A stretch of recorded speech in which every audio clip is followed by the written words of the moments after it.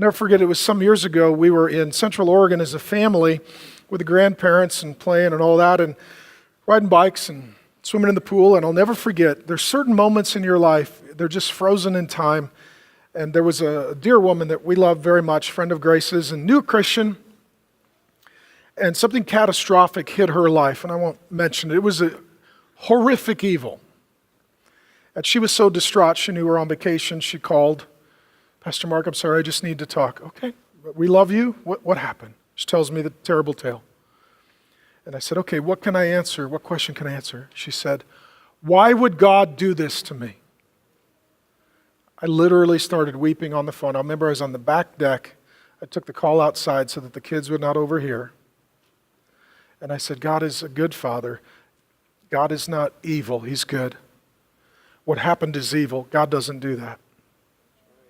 I said, now what Satan wants to do, he wants to do evil, and then he wants you to blame God.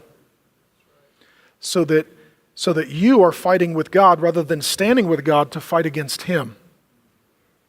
Okay? If you think that God is evil, when you're suffering, is God the person you're going to run to or run from? Run from. And that's a demonic lie.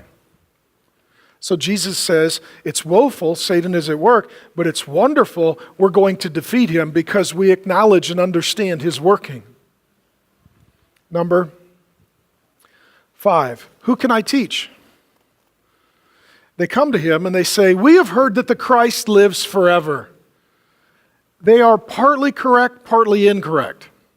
Jesus comes to them and says, I am the Christ, the anointed, the chosen one, the one you've all been waiting for. And I'm going to die for your sin. And they say, well, that's confusing because we were taught, right, from our Bible teacher that the Christ lives forever. Is that true?